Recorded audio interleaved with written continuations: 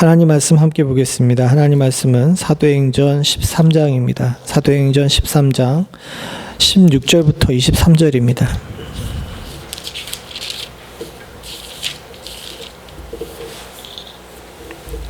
사도행전 13장 16절부터 23절 한 절씩 교독하겠습니다. 제가 먼저 16절을 봅니다.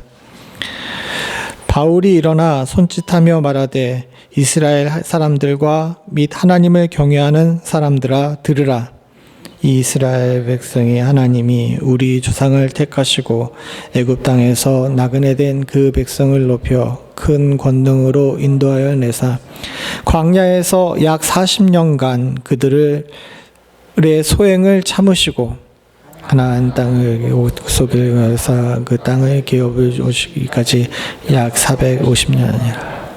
그 후에 선지자 사무엘 때까지 사사를 주셨더니 그 후에 그들이 왕을 구하거늘 하나님이 베냐민 지파 사람 기스의 아들 사울을 40년간 주었다가 패하시고 다윗을 왕으로 세우시고 증언하여 이르시되 내가 이새의 아들 다윗을 만나니 내 마음에 맞는 사람이라 내 뜻을 다 이루리라 하시더니 하나님의 약속하신 대로 이스라엘을 세우셨으니 예수라. 아멘. 지난주에 우리가 살펴봤듯이 사울은 버가라는 그 당시에 소아 지역의 남부 지역의 가장 큰 도시에 잘 도착을 했습니다. 그러나 말씀드렸듯이 많이 아팠어요. 많이 아파가지고 굉장히 힘든 가운데 있었습니다. 그런 가운데 뒤에 사도 바울이 고백했듯이 이 갈릴리 지역의 갈라디아 지역으로 갔던 것은 아팠기 때문에 피난을 갔던 겁니다. 지난주 우리가 살펴봤죠. 갈라디아서에 사도 바울이 직접 내가 너희들을 만나게 된 것은 나의 연약함을 때문 공동 번역에서는 나의 병 때문이다라고 이야기했던 그런 상황이었습니다. 그런 상황 속에 아주 높은 고개를 넘어서 저 위에 산지를 지나 안디옥에 이르게 됩니다. 그리고 아마도 다른 성경의 여러 가지 것들을 분석하여 볼 때 이 안디옥으로 올라가는 길, 버가에서 안디옥으로 올라가는 길 도중에 아마 강도를 만났던 것 같아요. 학자들에 따라서는 올라갈 때 만났다, 내려올 때 만났다라고 이야기를 하는데 그건 잘 모르겠고 어쨌든 저 길을 가면서 올라가든 내려가든 그때 한번 강도를 만났던 것 같습니다. 안디옥에 가는 사도 바울은 굉장히 힘들었어요. 사실 그렇지 않습니까? 병에 걸려가지고 올라간 건데 그 가는 길이 그렇게 평탄하지 않았고 또 자기 스스로에 대해서도 비참한 마음이 있었겠죠. 그러나 버가에서 자신의 고향인 사실은 다소가 훨씬 가기가 쉬웠어요. 여기가 지금 거리는 여기서부터 여기가 얼마 안 멀고 여기가 더베라는 글자의 배 옆에 있는 요 구석탱이가 다소인데 이 길로 가는 것보다는 이쪽으로 가는 것이 거리상으로는 더 멀지만 여기는 아주 높은 산지를 그러니까 해발 0에서부터 시작해서 해발 2500 고지를 넘어가야 되는 상황입니다. 그러니까 백두산보다 좀 높은 고지를 넘어가야 되는 상황이었고 여기서 이 다소로 가게 되면 사실은 배만 한번 타면 되거든요. 그리고 자기 고향집이고 그런데도 불구하고 사도 바울이 선교 여행을 포기하지 않고 안디옥으로 올라가요. 그리고 그곳에서 오늘 우리가 본문에 나와 있는 이 설교를 하게 됩니다.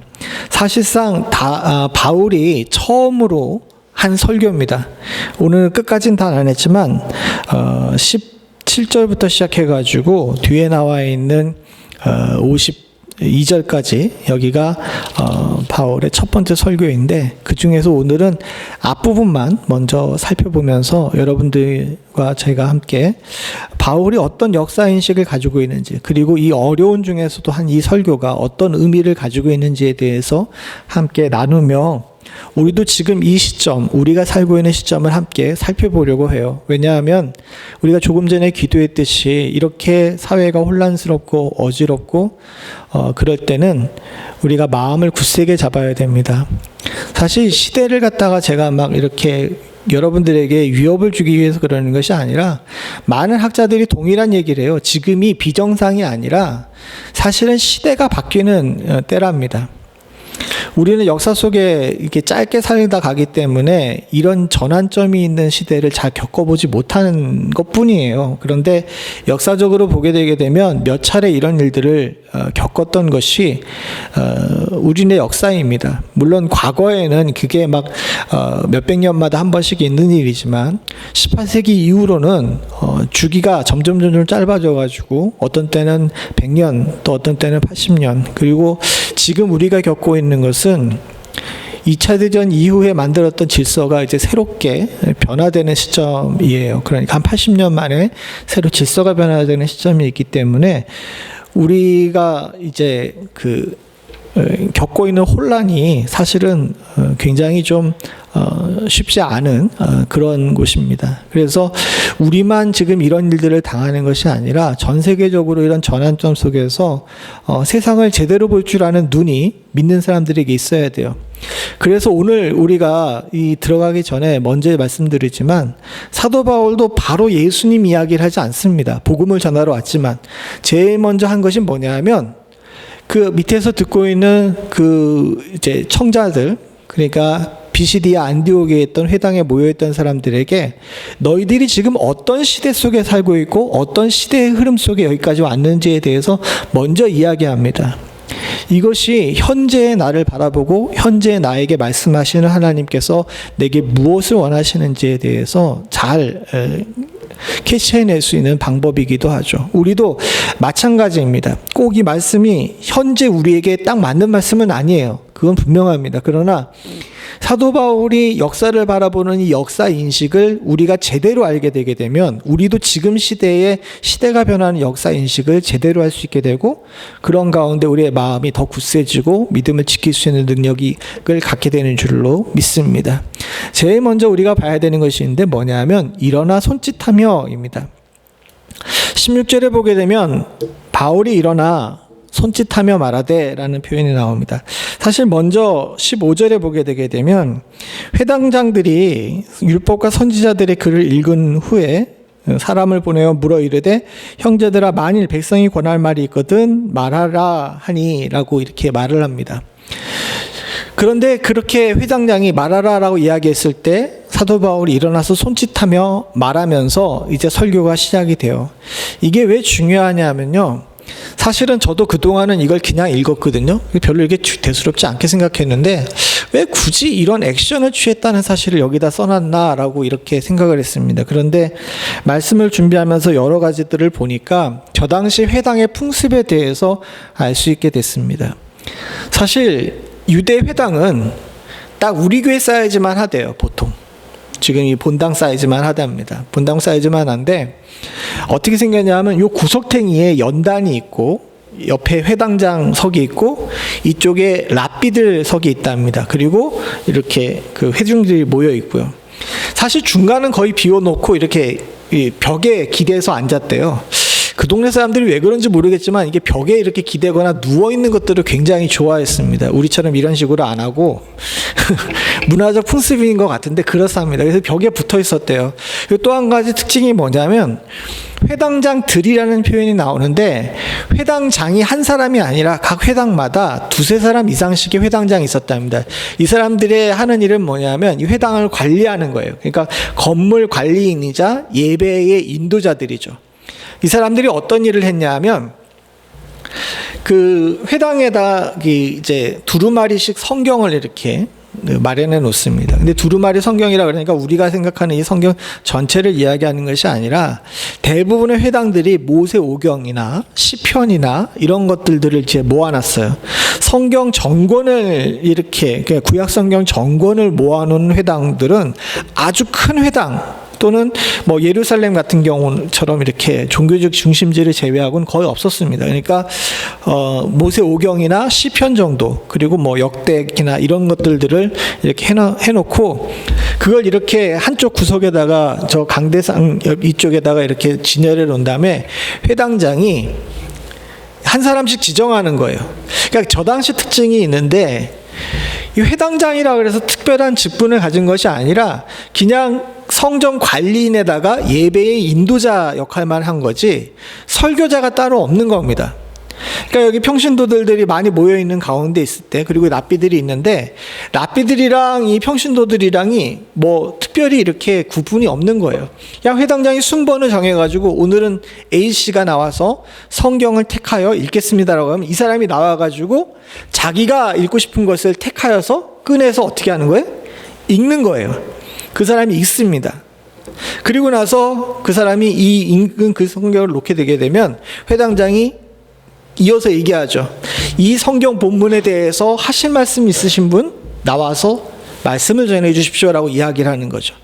이럴 때 랍비석이나 이쪽에 있는 사람들 중에서 누구든지 그 말씀을 듣고서, 읽은 말씀을 듣고서 거기에 관해서 이제 설교할 말이 있으면은 일어나가지고 강대상에 나와가지고 설교를 한 거죠. 우리보다 훨씬 민주적이죠. 그렇지 않습니까? 지금은 강대권이 목회자들에게 있고 천주교는 더 그렇습니다만 그 당시에는 모든 사람들이 다 그래야 됐어요. 이 유대교인들이 머리가 좋은 이유가 뭐냐면 그 당시에 글자하는 사람들 숫자가 굉장히 적었는데도 불구하고 회당에 모인 사람들은 모두 다 성경을 지정할 때마다 읽어야 된다는 것은 뭡니까? 다 문자 교육을 받았다는 거죠. 그뿐만 아니라 그냥 보는 것이 아니라 읽고서 그 부분에 대해서 이 부분 말씀은 어디서 왔고 이것에 대해서 어떻게 해석해야 된다는 것에 대해서 자기 나름대로 의견을 가질 정도로 훈련이 잘 돼 있었던 거예요. 그 훈련을 아주 어렸을 때부터 시작을 시킨 거죠. 그리고 그 훈련을 더 특별히 잘 받은 사람들이 바로 랍비들이었던 겁니다. 어쨌든 이런 상황 속에 있는데 비시디아 안디옥의 회당에 이제 모여서 예배를 드리는 거예요. 안식일에 예배를 드리는데 15절의 말씀처럼 회당장들이 율법과 선지자들의 글을 읽었어요. 즉 이 말씀 보게 되면 아마도 그때 모세오경 중에 어떤 구절과 이사야 중에 어떤 구절을 읽었던 것 같습니다. 여기에 대해서는 뭐 사람들마다 이야기가 많기 때문에 정확하게 구분할 수는 없지만 어쨌든 율법과 선지자들이라면 아마도 오경과 함께 이사야나 예레미야의 글을 읽었던 것 같아요. 그 다음에 회당장들이라고 이야기하잖아요. 그러니까 모두 모여가지고 이 말씀을 가지고 누가 얘기해 줄까라는 것을 사람들에게 이야기를 한 겁니다. 근데 그때 당시에 무슨 일이 있냐면 이렇게 쭉 성도들이 앉아 있는데 여기 랍비석에 누가 앉아 있었냐면 기존의 랍비들과 더하여서 바울과 바나바가 앉아 있었어요. 이게 참 다른 건데 우리는 외부에서 온 사람들이 있게 되게 되면 그 사람들 모두 다 평신도석에 앉을 것 같죠. 그런데 바울과 바나바는 랍비석에 앉았어요. 왜냐하면 바나바가 그 당시 유대 그 세계에서 가장 최고 랍비의 직계 제자였습니다. 가말리엘이라고 이 바울의 스승이 유대교 내에서 그 두 손가락 안에 드는 랍비였어요. 그러니까 할렐이라는 사람과 가말리엘이 그 당시에 제일 유명했는데 이 바울은 가말리엘 문화였습니다. 가말리엘 문화의 직계 제자가 왔으니까 이 사람 당연히 어디 앉는 거예요. 이제 랍비석에 앉았는데 이 사람 반쯤 죽어가네. 그 랍비라고 왔는데 한 사람이 거의 막 반쯤 죽어가는데 반해서 한 사람은 덩치도 크고 굉장히 강건한 사람이에요. 그런 상황 속에서 이 사람들이 이 회당장들이 모여가지고 이야기를 한 겁니다. 저 사람들 왔으니까 한번 세워보자 이런 얘기를 한 거죠. 그래서 사람을 보내서 두 사람에게 가가지고 말씀을 전해달라고 얘기했던 것 같아요. 그런데 이 사람들 생각에는 저 죽어가는 삐쩍 마른 사람보다는 누가 쓸 거라고 생각을 했겠습니까? 예, 덩치가 크고 건강한 사람이 설 거라고 생각했죠. 사실 설교라는 것이 생각보다 체력을 많이 까먹거든요. 그러니까 바나바가 일어날 거라고 생각했는데 바울이 일어나 손짓했어요. 이게 굉장히 특이한 일입니다. 왜냐하면 여기 강대상에서 서지 않고 랍비석에 서 있는 사람들은 앉아서 설교할 수 있는 자격이 있었어요. 그러니까 무슨 얘기냐면 설교를 갖다가 이렇게 일어서서 하지 않고 앉아서 하는 거예요. 이 일반적입니다. 일어서는 행동은 굉장히 특이한 행동이에요. 그럼에도 불구하고 건강하지 않고 정말 죽어가는 몸을 가지고 사도 바울이 어떻게 한 겁니까? 일어난 겁니다. 일어나니까 여기 주변에 있던 사람들이 웅성웅성 됐겠죠. 저 사람이? 자기들 기대와 다르고 그러니까 여기 손짓했다라는 표현인데 사실은 저거가 굉장히 결례입니다. 무슨 얘기냐 하게 되면 왜 이제 히브리인들 뿐만 아니라 그 중동의 그 사람들이 사람한테 이렇게 손가락질을 하거나 이렇게 손으로 표현하는 것은 굉장히 무례한 행동이래요. 그러니까 가장 무례한 행동은 신발을 던지는 행동이고, 그 다음에 나온 무례한 행동은, 그러니까 손짓으로 사람에게 의사를 표현하는 것을 굉장히 무례한 행동이라고 했습니다. 그러니까 유목민들의 특징이라는데, 저 사람들은 언어적으로 풍성하지 않고, 많은 사람들과 대화하지 않기 때문에 언어적으로 풍성하지 않고 그랬기 때문에 훨씬 사람들과 사람 사이의 관계가 굉장히 빡빡했다 그래요. 그래서 손짓으로 뭔가를 하는 것이 굉장히 무례한 일인데, 그럼에도 불구하고 손짓으로 얘기한 것은 그 당시 사람들이 굉장히 소란스러웠던 겁니다. 그러니까 손을 들어가지고 좀 조용히 해달라고 이야기를 하는 거죠. 본인 자신도 건강하지 못했고, 또 그런 상황 속에서 아주 뒤에 보면 알겠지만 긴 설교를 해야 되는 상황이기 때문에 사도 바울은 결례를 무릅쓰고 사람들에게 손짓을 하면서 주의를 집중시킨 겁니다. 즉, 이 이야기는 무엇이냐면, 사도 바울이 하는 이 사도 바울의 첫 번째 설교는 편안하고 쉬운 가운데 선포된 것이 아니라는 거예요. 우리는 전도를 하거나 말씀을 전할 때 편안하고 좋은 상태만을 원하는 경우가 많이 있습니다. 그러나 사랑하는 성도님들, 말씀을 전하는 것은 내 형편과 처지와는 관계없이 언제든지 기회가 있을 때마다 전해야 되는 것이 말씀인 줄로 믿습니다.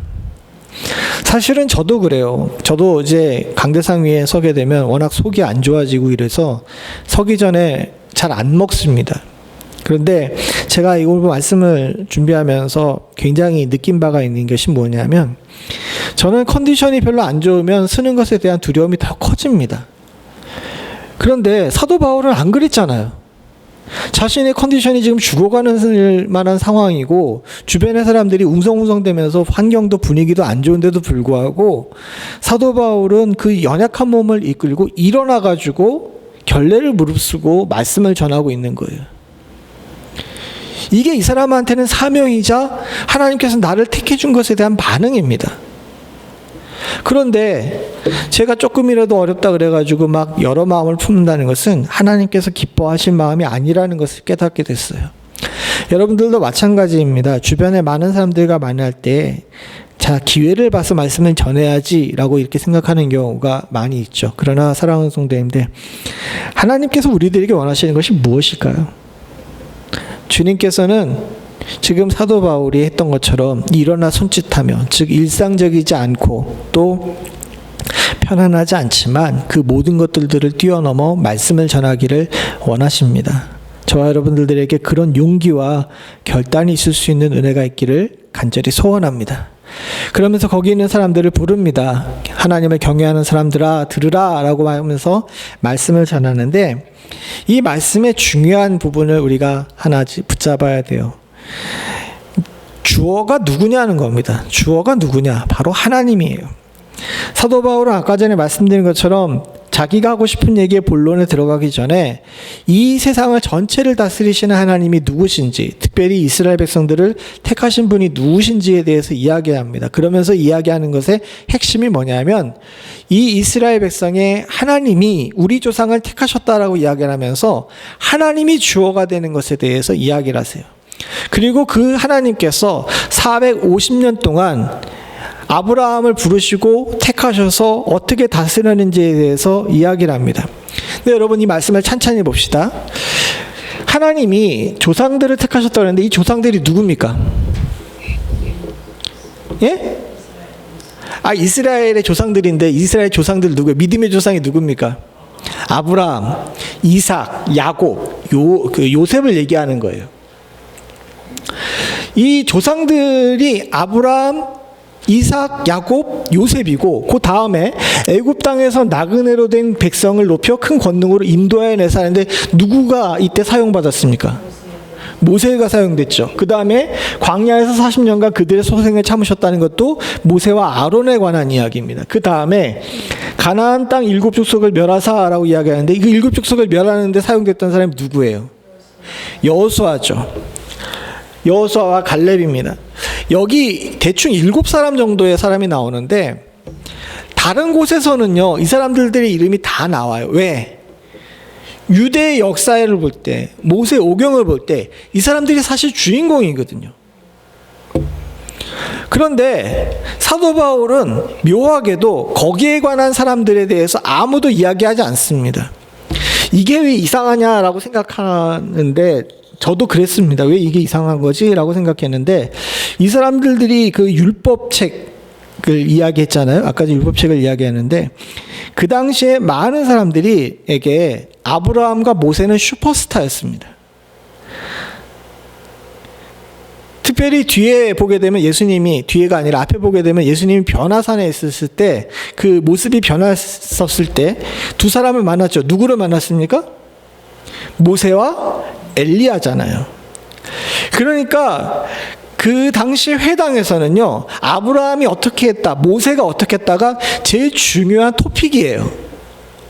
그런데 사도 바울은 설교를 하면서 사람의 이름을 이 앞부분에 있으면서 450년간 있었던 이 이야기를 하면서 슈퍼스타인 모세의 이야기나 아브라함의 이야기를 안 합니다. 누구만을 나타내는 거예요? 하나님만을 이야기를 합니다. 여기에 관한 논문을 보니까 이건 의도된 그 방법이래요. 그 당시에 많은 사람들이 하는 설교와는 다르게 하나님에게 쓰신 사람을 택하는 것이 아니라 이 이스라엘 백성 전체를 택하신 하나님에게 주의를 집중시키는 거죠. 이게 역사를 보는 첫 번째 방법이라는 겁니다. 제가 이 책을 읽으면서 감동받았던 게 있는데 그 쓰신 분이 굉장히 탁월한 시각으로 이걸 봤더라고요. 사람들은 어려운 시기를 만나게 되면 영웅을 찾아요. 나 대신 이 문제를 해결해 줄 수 있는 영웅이 있었으면 좋겠다라고 생각을 하잖아요. 그래서 사회가 혼란스러울 때 나폴레옹과 같은 사람들, 알렉산더와 같은 사람들, 루즈벨트와 같은 사람들, 시대의 영웅을 찾는 경우가 많이 있습니다.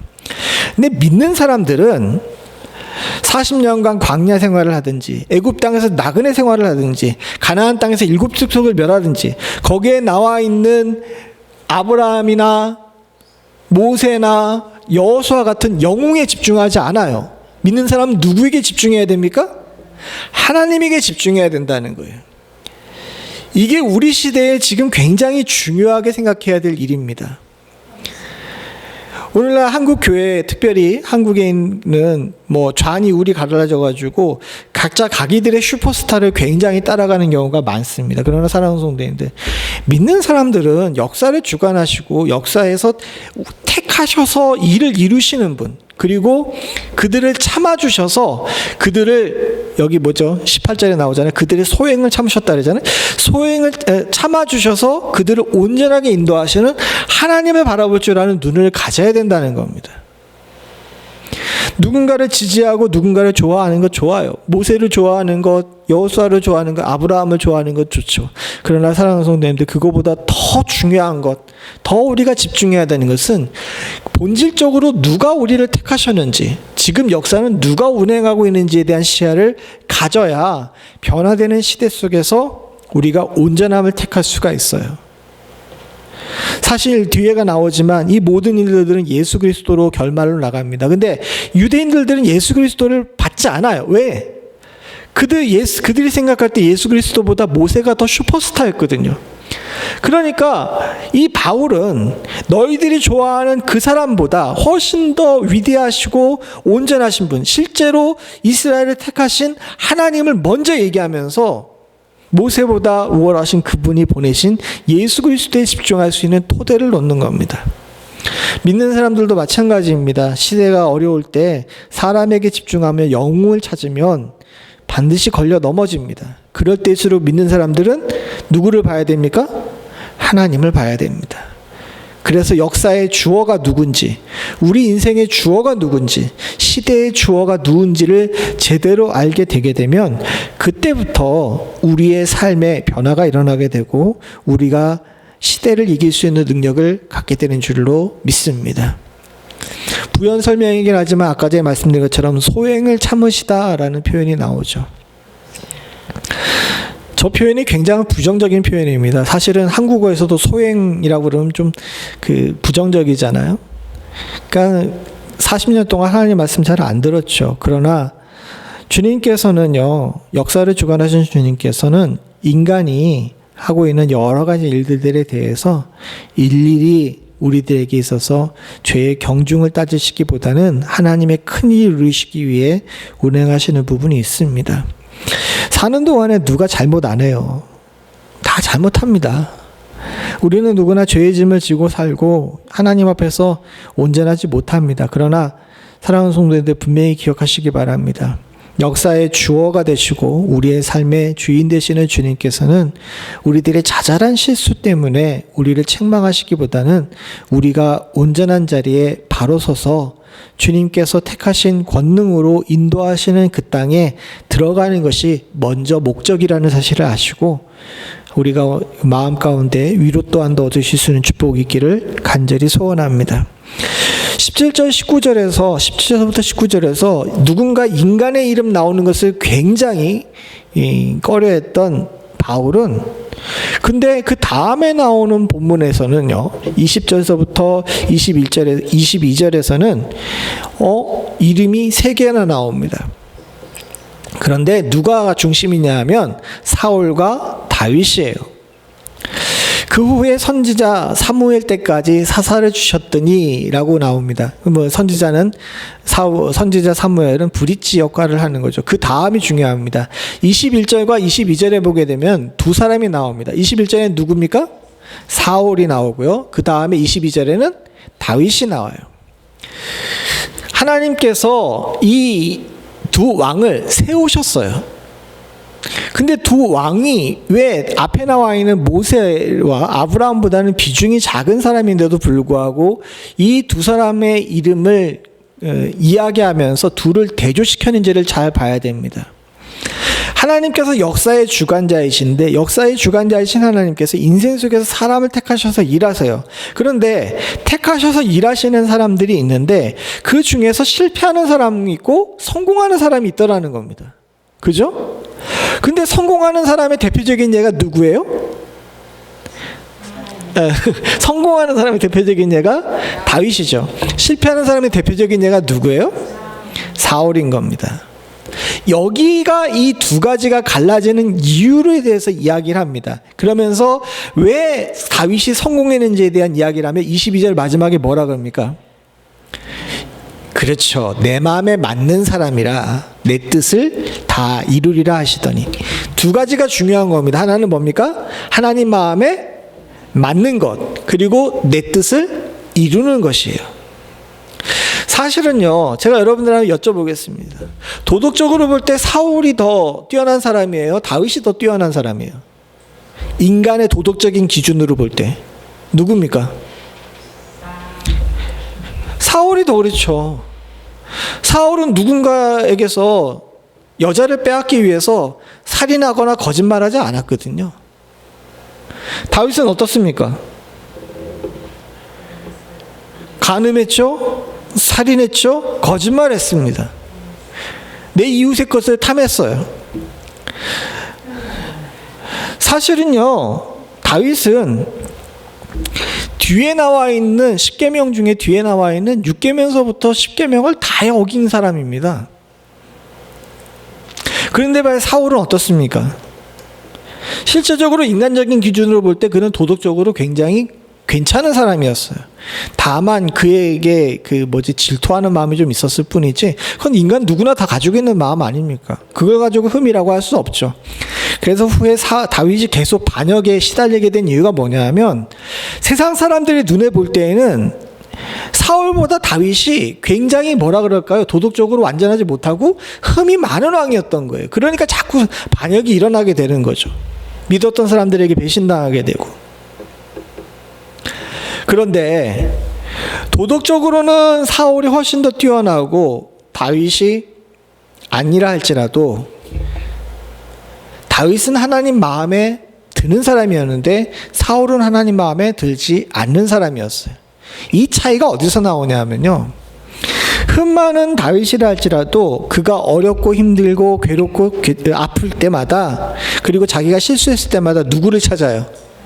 하나님을 찾아요. 근데 사울은요 자기가 아프고 힘들 때마다 누구를 찾아요? 사람을 찾았어요. 그리고 마지막에 사람이 결국은 그에게 온전한 대답을 안 주니까 누구에게를 찾아갑니까? 예? 주수를 찾잖아요. 성경을 잘 보게 되면요, 저도 잘 이제 어렸을 땐 몰랐는데 지금 와가지고 생각을 해보게 되면 성경을 많이 읽어보니까 그렇더라고요. 다윗은 어렵고 힘들 때마다 하나님을 찾아요, 본인이 직접. 근데 사울은 어렵고 힘든 일이 많을 때마다 누구를 찾는지 아십니까? 사무엘을 찾아요. 이게 그 두 사람의 결정적인 차이였던 겁니다. 사랑하는 성도님들, 우리가 다 하나님께 택함을 받은 사람이에요. 그런데 안타깝게도 올해 목회해 보니까 교회 안에서도 하나님께 패하시는 사람이 있고 하나님께서 세우시는 사람이 있더라는 겁니다. 이 차이가 무엇인가를 봤더니 그 사람이 어려울 때 누구를 찾는지를 보면 알 수 있게 되더라고요. 어려울 때 하나님을 찾는 사람을 하나님께서 세우세요. 그러나 어려울 때 사람을 찾는 사람, 심지어는 목사를 찾는 사람도 하나님께서는 잘 안 쓰시더라고요. 제가 누차 말씀드리지만 목회자는 함께 도우며 기도하는 사람이지 믿고 의지하는 사람이 결코 아닙니다. 사무엘을 의지했어요, 사울은. 그게 잘못된 것은 아니잖아요. 그런데 그게 그에게 흠이 되더라는 겁니다. 사랑하는 성도님들과 제가 다윗 되기를 간절히 소원합니다. 하나님께서 세우시는 사람이 되어야 돼요. 하나님 마음에 맞는 사람, 하나님을 찾는 사람이 되어야 될 줄로 믿습니다. 그리고 또 한 가지 중요한 것이 있는데 뭐냐면 내 뜻을 이루는 사람이에요. 하나님의 뜻을 이루길 위해서 힘쓰는 사람입니다. 사울은 아말렉을 멸하라 했을 때 아말렉을 멸하지 않았어요. 왜? 자기의 이득이 생기는 것이 중요했고 사람들의 눈이 중요했기 때문입니다. 즉 하나님의 뜻을 이루는 것보다는 내 이익이 더 중요했던 사람인 거예요. 그런데 반해서 다윗은 어떻습니까? 자신이 손해본다 할지라도, 자기가 어려운 일 당한다 할지라도 하나님의 뜻을 이루어요. 그러기 위해서 사울을 살려주잖아요. 믿는 사람들도 마찬가지입니다. 내 이익이 우선인지 하나님의 이익이 우선인지 이것을 먼저 두고 볼 때 이 저울이 하나님 쪽으로 기우는 사람을 하나님께서 세우시는 줄로 믿습니다. 그럴 줄 아는 지혜가 우리 가운데 있다면 사랑하는 성도님들, 역사 속에서 우리는 승리자가 될 수 있어요. 그 당시 많은 사람들이 눈에 볼 때에는 다윗보다는 사울이 훨씬 승리자였습니다. 사울은 나라가 없던 데에서 기초를 세우고 나라를 만든 사람이에요. 그리고 그가 40년 동안 다스리는 동안 그를 특별히 흠잡아가지고 이스라엘 백성들이 그를 향하여서 잘못했다 얘기하는 사람들이 없었어요. 비록 말년에 그가 블레셋의 전쟁에서 져서 아들들과 함께 비참한 죽음을 겪게 됐지만 아마도 그 당시 사람들의 눈에 볼 때에는 사울이 굉장히 좋은 왕으로 보였을 겁니다. 그러니까 후에 다윗이 왕이 됐는데도 불구하고 사울의 남은 아들 이스보셋을 놔두고 7년 동안이나 내전이 일어나게 된 거죠. 사울 왕가를 놓지 못해서 그 당시 사람들의 눈에 볼 때에는. 그러나 사랑하는 성도님들, 다 아시는 것처럼 역사의 승자는 누굽니까? 다윗이에요. 왜? 다윗이 비록 도덕적으로 흠이 있다 할지라도, 그리고 그 당시 사람들에게 민심이 그에게 향하지 않았다 할지라도 그는 하나님의 마음에 맞는 사람이었고 하나님의 뜻을 이루는 일에 힘쓰는 사람이었기 때문에 역사의 승자가 될 수 있었습니다. 우리도 그것을 놓치지 않을 수 있는 축복이 있기를 간절히 소원합니다. 그리고 내 뜻을 이루었는데 어떻게 이루었냐면 23절에 보게 되면 결론이 누구로 납니까? 예수로 나요. 23절 같이 봅니다. 시작. 하나님이 약속한 대로 이 사람의 후손에서 이스라엘 위하여 구주를 세우셨으니 곧 예수라. 사랑하는 성도님들, 우리가 지금 역사를 어떻게 흘러가든지 마지막의 결론은 예수입니다. 예수의 결론이 무엇입니까? 예수 믿고 구원을 얻는 거예요. 역사 속에서 전환기를 겪는다 하고 또 우리의 세상이 바뀐다 하고 우리들의 가치관이 바뀌고 우리들의 정치제도가 바뀌고 우리들의 나라의 이름이 표가 바뀐다 할지라도 사랑하는 성도님들, 우리들이 마지막 최종 결론으로 얻어야 되는 것은 단 하나예요. 예수 믿고 구원을 얻는 겁니다. 우리가 이미 한국인에서 미국인 돼봤어요. 뭐 달라지던가요?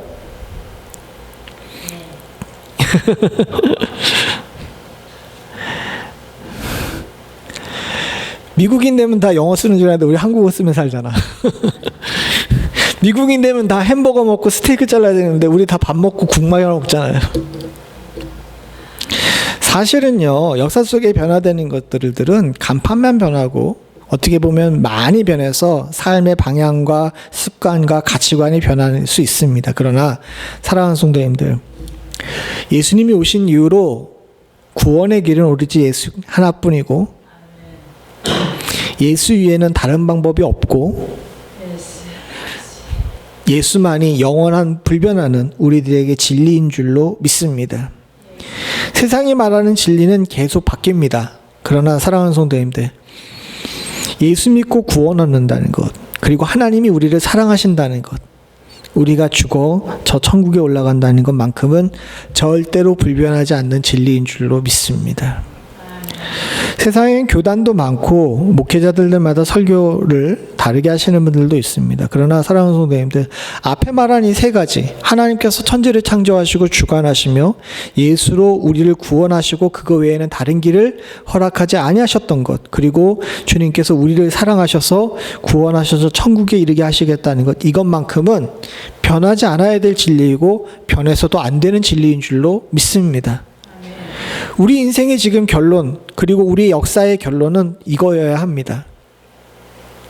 앞으로 누가 대통령이 되고 어떤 정치 제도를 가지고 우리의 수입이 얼마가 되고 우리가 어떤 이름표를 달고 산다는 것, 이것도 다 중요해요. 그걸 무시하는 일은 아닙니다. 그러나 실제로 제일 중요한 것, 이건 바로 그것뿐이라는 거죠.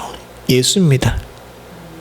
지금 비시디아 안디옥 회당에 앉아있는 사람들은 로마 제국의 갈라디아라는 지역까지 흘러들어온 사람들입니다. 저 지역은 척박한 땅이고 쉽지 않은 땅이에요. 어쩌다 유대인들이 저기까지 가는지는 모르겠지만 사실은 유대인들이 모여 살기에도 그렇게 좋은 땅이 아닙니다. 후에 이제 읽어보게 되면 아시지만 갈라디아에는 유대교인들보다는 이방인들 신자들이 훨씬 더 많았어요. 갈라디아 지역에서는. 왜? 인구 구성 자체가 유대인들에게 많이 갈 그런 인구 구성이 아니거든요. 그런데도 불구하고 사도 바울이 하는 이야기 잘 들어보십시오. 사랑하는 성도님들, 다 필요 없습니다. 결론은 뭐예요? 예수예요. 우리도 마찬가지입니다. 우리가 어디에 살든 또 어떤 위치에 있든 관계없이 우리의 결론은 예수로 나야 합니다. 그것이 역사의 흐름의 방법이고 우리들의 삶의 결론이어야 할 줄로 믿습니다.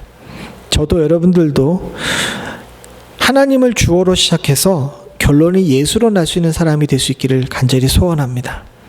그것이 우리가 이 시대에 해야 될 지혜로운 일인 줄로 믿습니다. 같이 기도하겠습니다. 하나님 아버지, 어렵고 힘든 가운데서도 아픈 몸을 이끌고 말씀을 전하고자 일어서는 바울의 모습이 바로 우리의 모습 될 수 있도록 주님 도와주시옵소서. 일을 이루는 사람이었고 뜻을 이루는 사람이었기에 주께서 다윗을 세우셨던 것처럼 바울을 세우셨던 것, 우리들이 오늘 말씀을 통해서 보게 됩니다. 하나님, 다윗을 세우시고 바울을 세우셨던 것처럼 우리를 세우시는 은혜가 있기를 간절히 소원하오니 우리가 하나님의 뜻을 이루는 사람 될 수 있도록 주님 도와주시옵고 하나님 마음에 맞는 사람 될 수 있는 축복을 허락하여 주시옵소서. 어려운 일 당할 때 사람을 찾는 사람이 아니라 하나님을 찾는 사람이 될 수 있도록 주님 도와주시옵고 세상이 혼란스러울 때 사람을 보는 것이 아니라 하나님을 바라볼 줄 아는 지혜를 가질 수 있도록 주님 도와주시오며 하나님, 우리의 인생의 끝이 어디에 닿아 있는지를 고민하며 우리에게 물질 또 우리들의 건강을 생각하기 전에 예수를 생각할 수 있는 사람이 우리가 되어서 하나님 뜻에 합한 사람 될 수 있는 축복을 허락하여 주시옵소서. 역사의 많은 부분에 많은 혼란들이 있는 시대 속에 살고 있습니다. 그러나 세상이 요동해도 우리의 마음은 주 안에서 굳건한 줄로 믿습니다. 세상의 주어가 하나님이시고 우리들의 결론은 예수라는 사실을 아는 귀하고 복된 성도들은 이 땅에 그 어떤 일이 있어도 평안을 지킬 수 있는 능력이 있게 되는 줄로 믿사오니 아버지 하나님, 주여 우리를 택하신 주 예수를 따라 승리하며 살아나가며 어떤 일에서도 흔들리거나 유동하지 않는 굳건한 믿음의 사람 될 수 있는 축복이 저희들 가운데 있게 하여 주시옵소서. 주께서 우리를 붙들어 주시고 온전케 하시기를 간절히 소원하오며 모든 말씀 예수님의 이름으로 기도드리옵나이다. 아멘. 찬송 90장 찬송